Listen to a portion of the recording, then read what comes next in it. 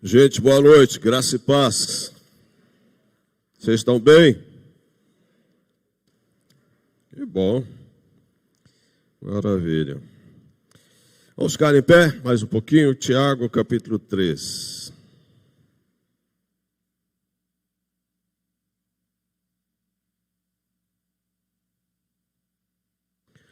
Tiago, capítulo 3.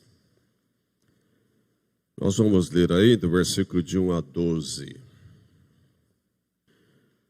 Meus irmãos, não vos torneis, muitos de vós, mestres, sabendo que havemos de receber maior juízo. Porque todos tropeçamos em muitas coisas.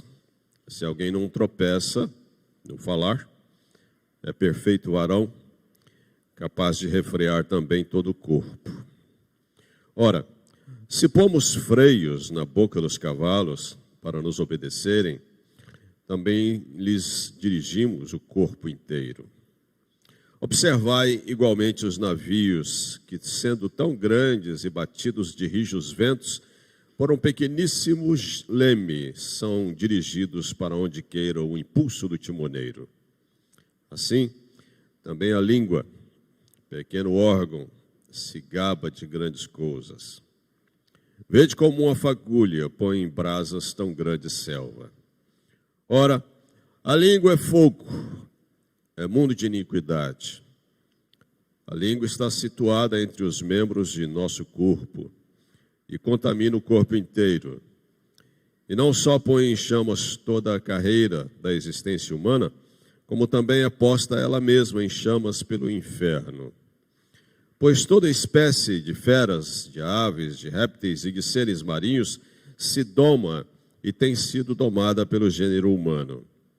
A língua, porém, nenhum dos homens é capaz de domar. É mal incontido, carregado de veneno mortífero. Com ela, bendizemos ao Senhor e Pai, também com ela, amaldiçoamos os homens, feitos à semelhança de Deus. De uma só boca procede bênção e maldição. Meus irmãos, não é conveniente que estas coisas sejam assim. Meus irmãos, não é conveniente que estas coisas sejam assim. Acaso pode a fonte jorrar do mesmo lugar o que é doce e o que é amargoso? Acaso, meus irmãos, pode a figueira produzir azeitonas ou a videira figos? Tampouco fonte de água salgada pode dar água doce. Amém.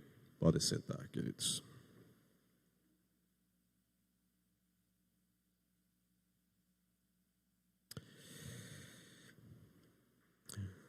A palavra boa, dada ao seu tempo,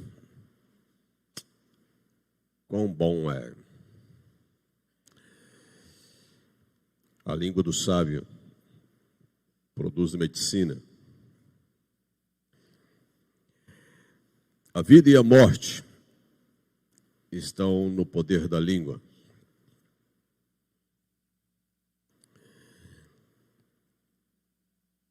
Que bom é quando a gente está mal e alguém olha nos nossos olhos e nos diz: esse momento vai passar. Força.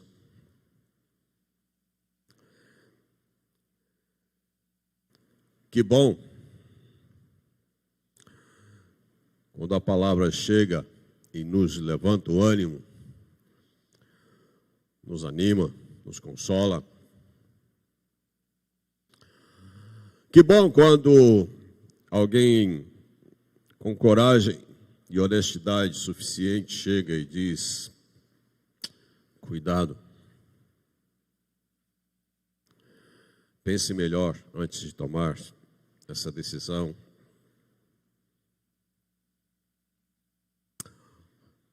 Olhe por este caminho. Você já pensou nessas opções, nessas alternativas?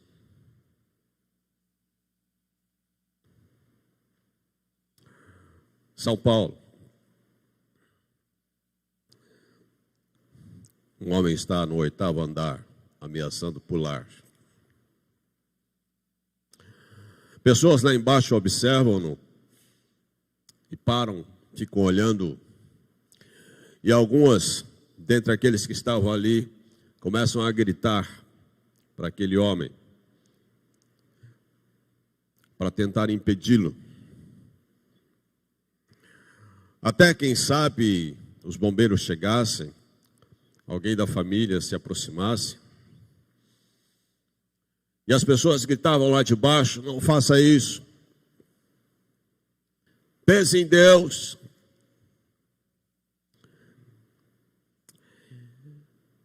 Até que de repente chega um no meio daqueles, olha lá para cima e diz: para de frescura e pula logo.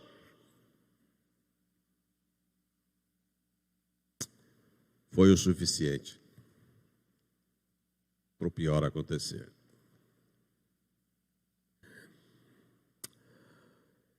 Tiago, irmão de Jesus, nos fala sobre o poder da língua. Convertido pelo aparecimento de Jesus ressurreto, Tiago, tal qual os seus demais irmãos, tiveram dificuldades em acreditar na missão de Jesus, em quem ele era. Mas após convertido, Tiago se torna um líder forte na igreja em Jerusalém.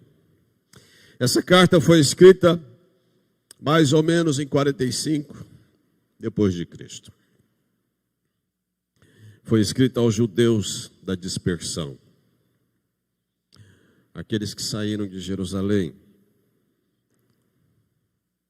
e foram para regiões as mais distantes. É uma resposta a uma carta enviada a eles, à igreja mãe. A carta de Tiago é uma coxa de retalhos. Você vê nessa carta vários assuntos. E dentre estes, a língua. Tiago escreve esse texto diretamente aos líderes daquelas igrejas, porque estava havendo alguns problemas entre judeus, líderes daquelas igrejas que estavam se vangloriando da sua posição. A língua é um instrumento pequeno, mas dirige todo o corpo. E todos nós temos dificuldades com ela. Tiago diz que todos tropeçamos. E se alguém não tropeça no falar, é perfeito varão. Mas nós podemos tropeçar menos no nosso falar. Daí ele dizer lá embaixo: meus irmãos, não é conveniente que essas coisas sejam assim. Pode ser diferente. Pode ser melhor.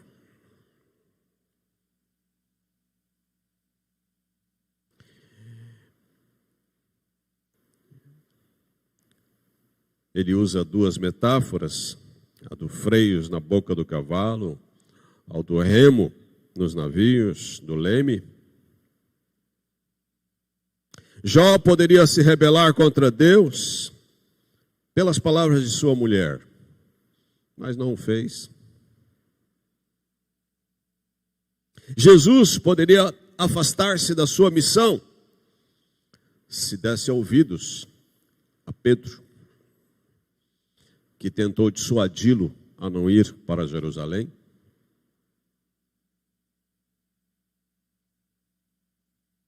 No Salmo 39, verso 1, está escrito: guardarei os meus caminhos para não pecar com a língua.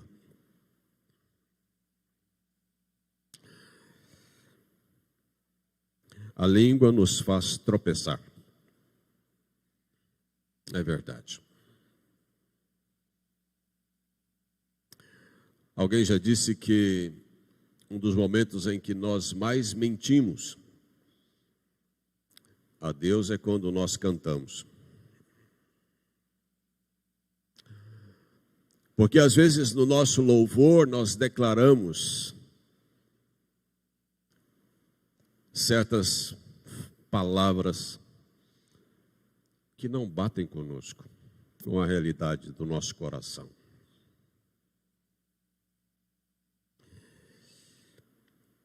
A língua nos faz tropeçar.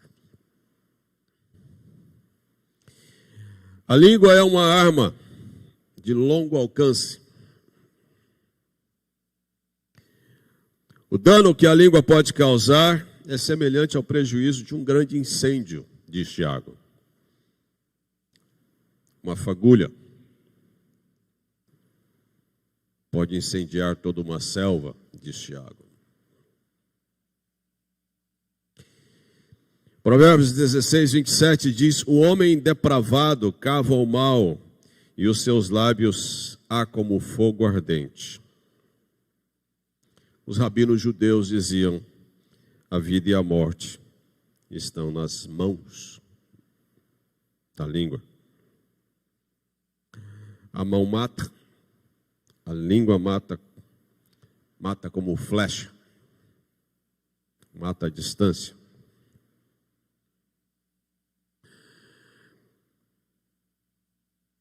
A flecha mata a 40 a 50 passos. A língua alcança. Salmo 73, 9 diz: contra os céus desandam a boca, e a sua língua percorre a terra.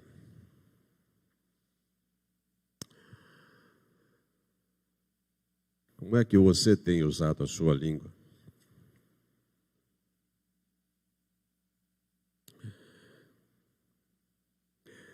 Certa vez, um pai estava sentado na sua sala, assistindo televisão.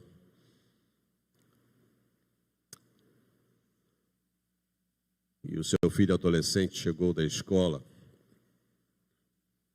entrou na sala, passou por trás do sofá, foi até o seu quarto. E entrando no seu quarto, bateu a porta. Seu pai deu um pulo do sofá, assustado, e foi em direção a ele. Tentou entrar no quarto, a porta estava trancada. E o pai lá fora começou a gritar com seu filho e a dizer: abre logo essa porta. Se é jeito de você chegar em casa. E começou a dizer palavras duras ao filho. Por fim, o filho abre a porta. O pai entra no quarto e continua a despejar sua ira sobre o filho. A pergunta que fica dessa cena que a gente imagina é: o que esse pai viu no filho? Seu comportamento ou seu sentimento?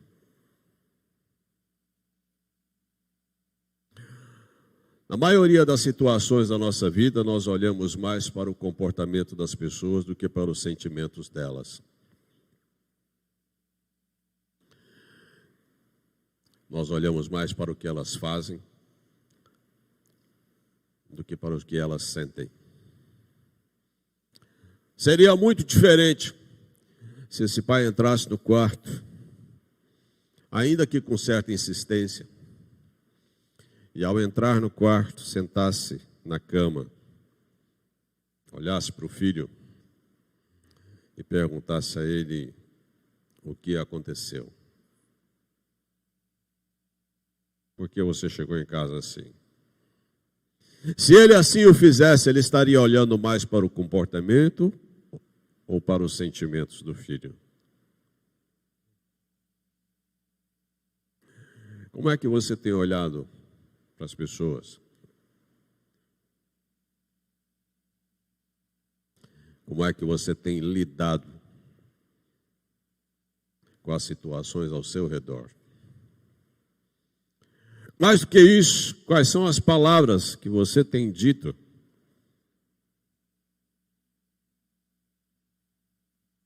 No seu dia a dia? O que os seus vizinhos têm escutado na sua casa? Quais são os sons que brotam na sua casa?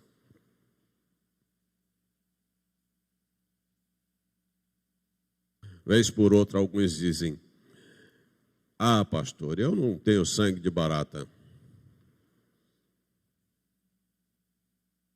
Ah, eu não levo desaforo para casa.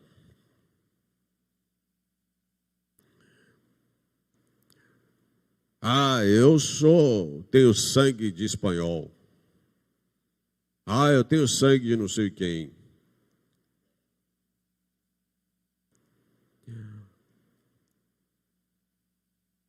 Você tem o sangue de Jesus?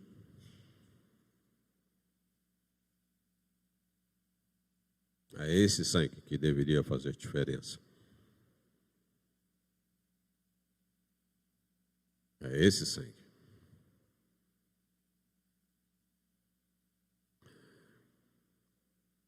É isso que deveria fazer diferença.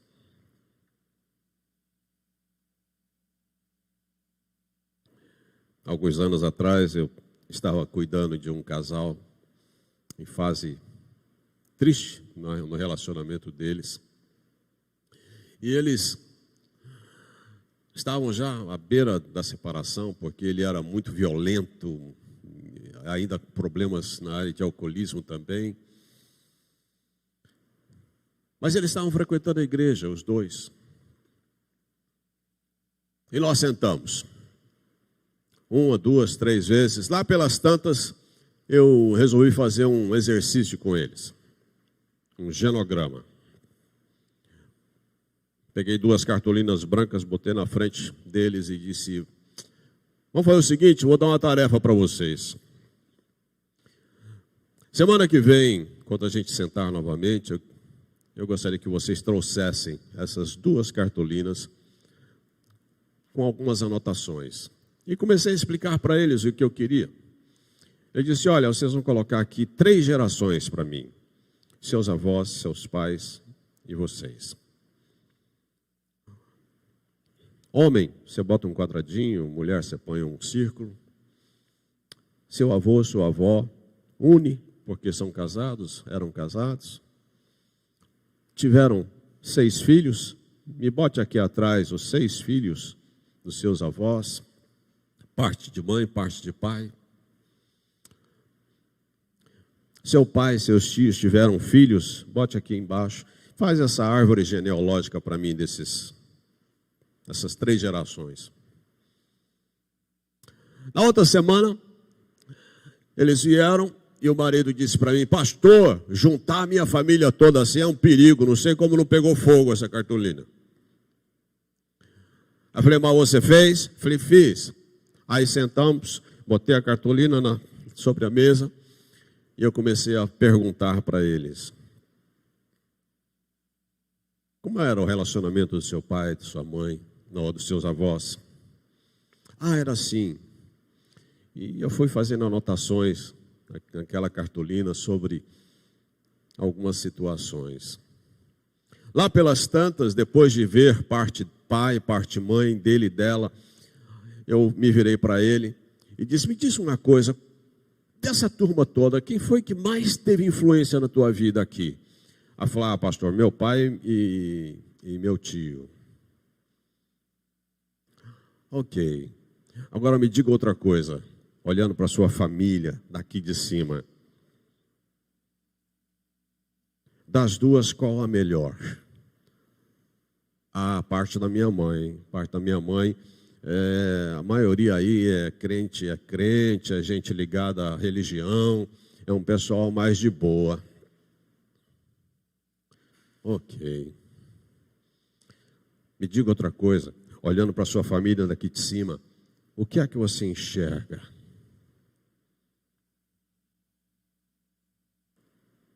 Aí ele começou a olhar minhas anotações. Quadro de violência no avô, quadro de violência no pai dele, em alguns tios, alcoolismo, drogas, um monte de coisinha. Aí ele disse: nossa, pastor, eu nunca tinha visto a minha família desse jeito. Não, a coisa vem lá de baixo.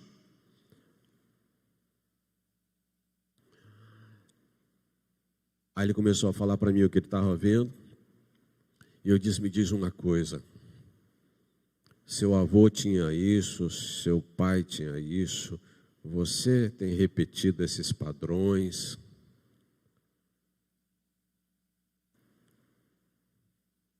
Vocês têm 2 filhas. O que você quer levar para suas filhas? Aí ele olhou para mim, seus olhos se encheram de lágrimas, escorreram sobre a face, e ele disse: pastor, eu não quero que as minhas filhas passem pelo que eu passei. Me ajuda, pastor. E eu disse a ele: rapaz,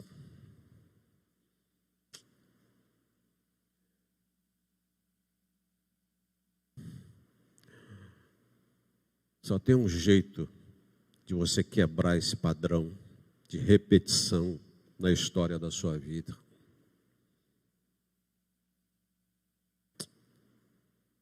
Você precisa buscar Deus. Você precisa de outras ferramentas que vão te ajudar. Mas você precisa buscar Deus. Pode ser diferente. Seu coração pode mudar. Seu jeito pode melhorar. Sua impulsividade pode ser controlada. Seu humor pode ser diferente.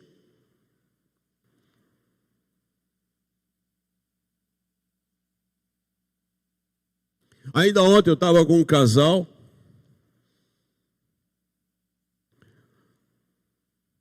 Uma história triste. E eles brigando muito. Ele ameaçando matá-la. Gastei 3 horas conversando com ele na casa deles. Puxei o tapete debaixo da televisão, botei no meio da sala. E eles ficaram olhando. Eu disse: rapaz, o pouco que eu sei do seu histórico, eu imagino que você possa conseguir fazer o que você está pensando em fazer.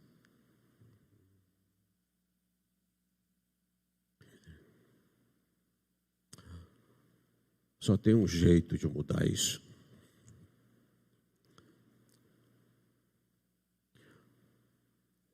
É você se entregando para Deus e abrindo seu coração. Eu comecei a mexer em alguns pontos da vida deles. E de repente os dois estavam ajoelhados ali na minha frente, naquele tapete. E eu disse a ele: sabe o que precisa acontecer quando a coisa esquentar? Vocês precisam cair nesse tapete. Em vez de você partir para cima dela, ela partir para cima de você, partam os dois aqui para esse tapete. Deixa esse tapete aqui. Duvido que alguma coisa não comece a mudar na vida de vocês a partir de hoje. Duvido.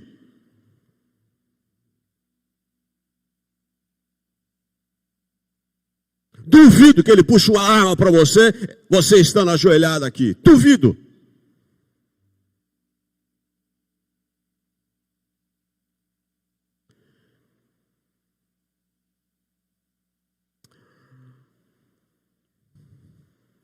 Não precisa ser assim. Não precisa ser assim. Tem conserto. Mas para haver conserto tem que haver quebrantamento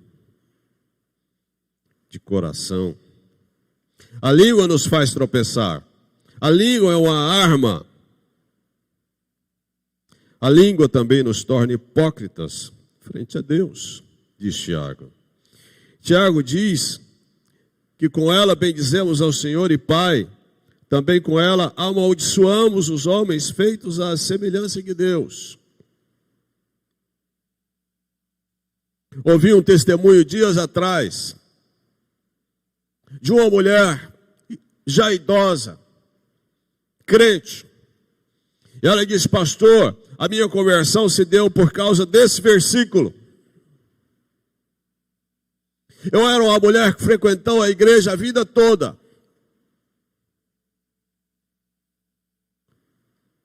Mas eu era uma coisa na igreja e lá em casa, lá na rua, eu era outra.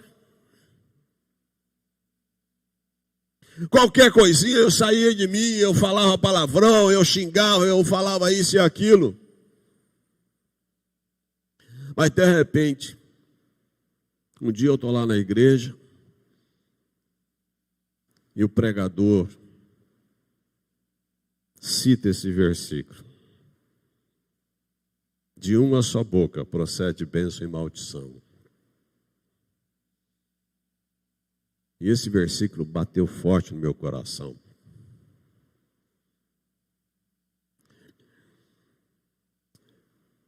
E naquela noite, eu me coloquei diante de Deus de uma maneira diferente. E eu me arrependi dos meus pecados. E algo aconteceu de novo dentro de mim. No dia seguinte, estava em casa, passando pelo corredor, bati o dedinho no pé de um móvel. Antes, facilmente sairia um palavrão da minha boca. Mas naquele dia não. Meu marido, que estava acostumado a olhar para mim e ver meu mau comportamento diante de certas situações, se surpreendeu. E disse: você mudou.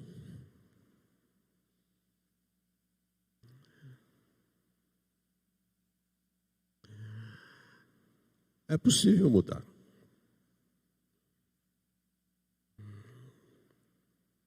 A língua também nos torna hipócritas frente a Deus. Bendizemos a Deus e amaldiçoamos os homens. A palavra de Deus hoje para mim e para você é exatamente essa. De que forma temos sido usados na vida dos outros, no uso da nossa língua. Você é do tipo que agrega, que incentiva, que consola?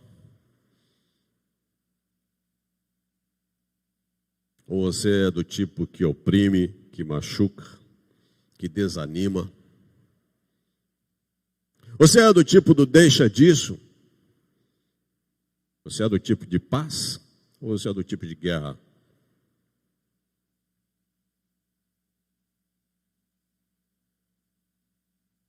De que forma Deus tem feito uso da sua vida para abençoar as pessoas ao seu redor, para abençoar seus irmãos na igreja, para abençoar seus colegas no trabalho? Você é do tipo que diz obrigado, que diz bom dia, que diz boa tarde, boa noite, por favor? Ou você é do tipo daqueles que a gente às vezes passa lá pelo condomínio que diz boa tarde, ele passa que nem viu você?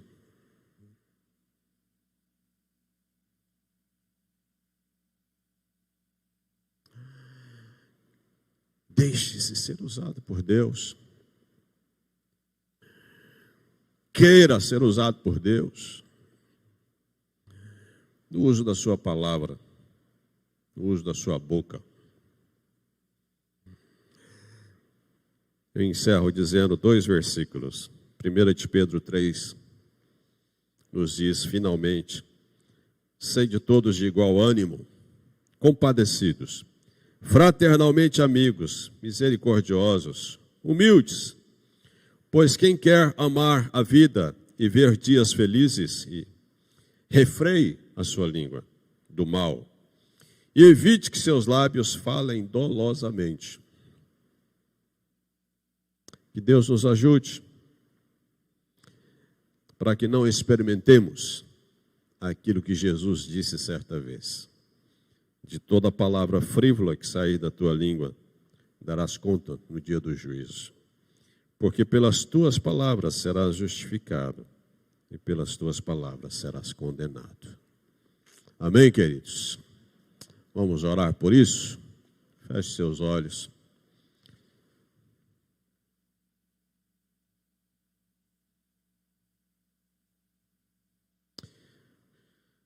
E se enquanto você ouviu, o Espírito Santo fez com que você se lembrasse de algo, talvez de uma pessoa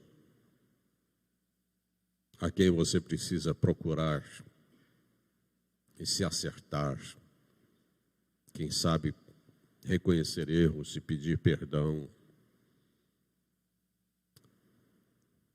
ou talvez uma pessoa que precise de uma palavra de consolo, de incentivo, talvez até de uma oração sua. Se o Espírito Santo trouxe à sua mente alguém, tome isso como missão. E ao sair daqui, hoje ou amanhã, busque cumprir essa missão na vida desta pessoa. Vamos orar. Senhor, é verdade, em tantos momentos, a nossa língua tropeça.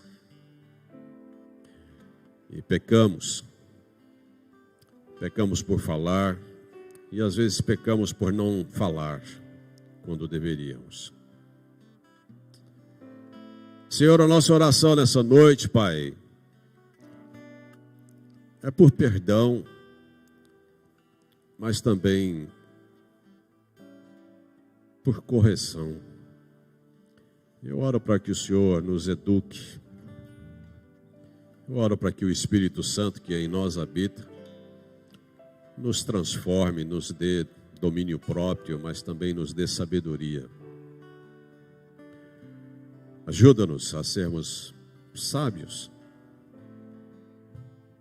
para que no abrir da nossa boca, de alguma maneira, a nossa vida e a vida das pessoas ao nosso redor sejam abençoadas. Tira da nossa boca, Senhor, palavras que não te exaltam. Dá-nos um coração humilde, dá-nos um coração amoroso, dá-nos um coração justo. Dá-nos a firmeza nos momentos necessários, mas não permita que nós percamos a doçura da vida. Pai, assim eu oro por mim, eu oro pelos meus irmãos, oro pela igreja, e que teu nome seja louvado, seja engrandecido, e o teu povo edificado e usado para a glória do Senhor. Em nome de Jesus. Amém. Amém.